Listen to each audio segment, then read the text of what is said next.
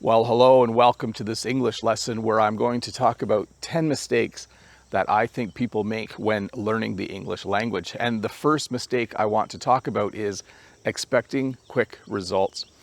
Very often when I'm doing a live English lesson and people are looking for advice, they'll ask questions like this. How can I be fluent in 30 days? How can I be fluent in 6 months?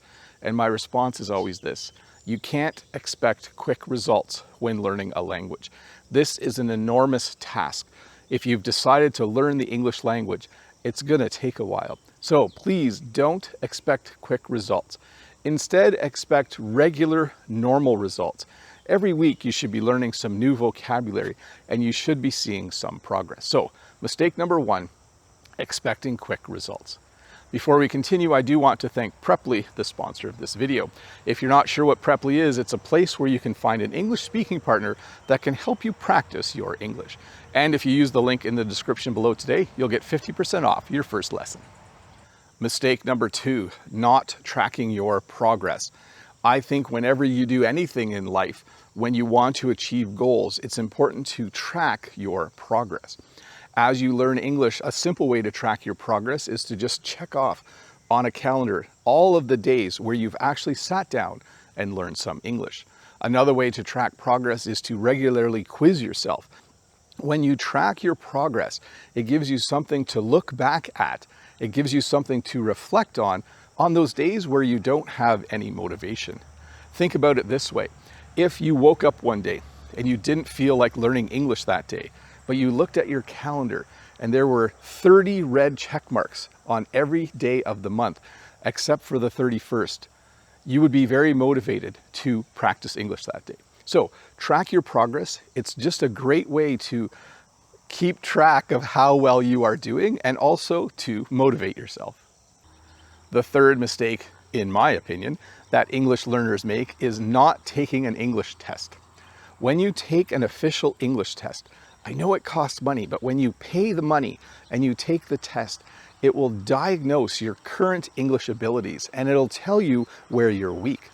It will test your reading, writing, listening, and speaking in a very stressful official capacity, and you'll actually get a printout that tells you what to work on. It might say your reading is amazing, but your writing needs work. It might tell you that your listening skills are top shelf, but you really need to work on your conversation abilities. From there, looking at the results of the test, you can develop a plan. And the other cool thing is it helps you track your progress. Remember the previous point where I said you need to track your progress?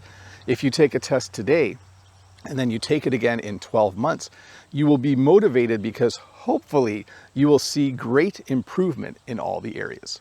So mistake number 3 that I think people make is not taking an English test soon enough. Mistake number 4, in my opinion, is not creating an immersive environment. When you listen to music, you should be listening to English songs. When you watch TV, you should be watching English TV shows. When you listen to a podcast, it should be in English. When you watch YouTube, it should be in English. When you decide to read the news, you should be reading the news in English. The internet has created an amazing world where you can create an immersive environment where so many of the things that you listen to and read and do on a daily basis, you can now do in English. So you need to create that environment so that you passively and actively continue to learn English, even if it's not a time where you're specifically sitting down to study it. If you listen to all of your music in English and you watch YouTube in English and listen to podcasts in English, you will then learn more and more about how English sounds, how you would say certain words, and you'll just start to understand it better. So mistake number 4, not creating an immersive environment. Before we continue, I do want to once again thank Preply, the sponsor of this video. If you want to fix any of these 10 mistakes, Preply is a great place to find a person, an English conversation partner that can help you do just that.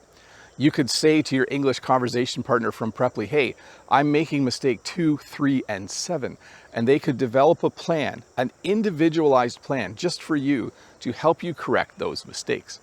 At Preply, you can find someone to help you with your specific need as you learn the English language.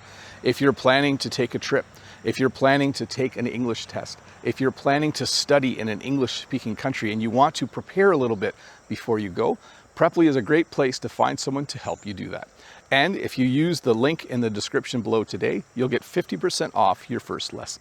So once again, if you want to improve your English conversation skills, if you want to fix some of the mistakes that you might be making while learning the English language, go to Preply, find someone who you think is a good match for you, hire them, and they will certainly help you take your English speaking to the next level. Mistake number 5 is not finding an English speaking partner soon enough. Like, you should find an English speaking partner at the very beginning of your English learning journey. I know it's scary. If you think about it, listening to something in English, not scary. Reading something in English, not scary. But if you knew that later today you needed to have a 1-hour English conversation with someone, that might be a little bit nerve-wracking. It might be a little bit scary. So often people will avoid it. But if you spend the money and you hire a tutor, there are 2 huge advantages. Number 1, you will be able to practice your English conversation. I know that's the simple one and obvious one. But number 2, if you have a question, there's a person right there and you can go to your English speaking partner and you can ask that question. And believe me, as you learn this wild, wacky, and crazy language, you're going to have questions. So mistake number 5, not finding an English speaking partner soon enough. Mistake number 6, not practicing writing. I think people avoid practicing writing because it's a lot like work. I mean, it is work. It's hard to do. If you compare it again to reading and listening, those are very passive and easy. But when you go and decide to write something, you have to sit down and have a pen or get on your computer and think of words and how they go together and look up words in the dictionary. So writing is hard and people avoid it. But here's why you should practice your writing. It actually helps with your speaking. In some ways, writing is a slower form of having a conversation. Mind you, it is one-sided, it's just you talking, but it allows you to, in your mind, practice and learn how to put words together and how to form sentences. And it's much slower, it's a slower pace than actually speaking. So don't avoid writing, it's a mistake. When you're practicing your writing, you're actually practicing your ability to speak English. Mistake number 7, not creating a schedule. If you don't create a schedule, your progress as you learn English is not going to be as consistent or regular, and you're going to get a little bit annoyed with yourself after a month or 2. If you just practice English here or there, in my opinion, obviously I love schedules, but in my opinion, it won't be as effective. So if you sit down and decide Monday, Tuesday, Wednesday, Thursday, Friday, those are the days where I'm going to actively practice English. And if you create a plan for yourself and stick to it, you will see progress. Now, I know with the immersive type idea, if you immerse yourself, you can maybe avoid the schedule a little bit. Can you tell I'm a teacher though? I really like the idea of a schedule. Make a schedule. I personally think it's a mistake if you don't make one. Mistake number 8. Yes, we're at number 8. Mistake number 8 is spending too much time doing the things you like while learning English and avoiding the hard parts of learning English. Here's what I mean.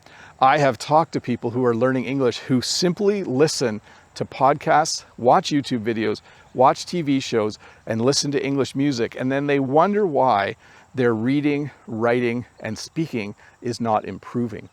And I know there are theories that if you simply have a lot of passive input, if you have a lot of comprehensible input, the other things will improve as well. But I actually believe that you need to specifically practice the things you want to get better at. So quite often people spend too much time doing the part of learning English that they enjoy, and they avoid doing the things that are harder. So stop just listening to music if that's you, and sit down and write something today. Stop just listening to podcasts or reading awesome books in English if that's what's easy and fun for you, and find an English speaking partner and start to have English conversations. So mistake number 8, spending too much time doing the thing you like and avoiding the thing that is hard. Mistake number 9, not overloading your learning so that you have progress. Or I guess I could say it this way, getting very comfortable with where you're at. Here's an example. Let's say you read the newspaper or you read the news in English, but you don't read any novels. You need to start reading novels. You need to create something when you do reading that is harder than what you have been doing. Let's say that you're having a 5-minute English conversation once a week. You should probably start having a 30-minute English conversation once or twice a week. If you don't increase the difficulty, you'll just stay at the level that you're at. So if you enjoy writing 1 or 2 sentences a day, start writing 1 or 2 paragraphs. If you enjoy watching a 20-minute TV show, try to find a show that lasts an hour. So mistake number 9, not overloading, not making it more difficult, and simply being happy with where you're at. Because if you're happy with where you're at, that's the only place you'll ever be. But I'm sure there's somewhere higher than that you want to get to. Mistake number 10, avoiding repetition. I've said this many times before, repetition is boring, but repetition is incredibly effective. Here's what I mean. If you were to learn a new English word today and write it down in a book, you might remember it. But if you write it down in a notebook and then tomorrow you use that word to make a sentence, and in 3 days you use that word again to make a sentence, and then in a week you use that word in an English conversation, as you repeatedly use that word, you're just going to remember it better. And so again, repetition is boring, but super effective. Here's another thing you can do. When you watch an English lesson on YouTube, watch it again the day after. It's not exciting, but it is very, very effective. So mistake number 10, avoiding repetition. Repetition is boring. I don't want to watch that TV show twice in the same year.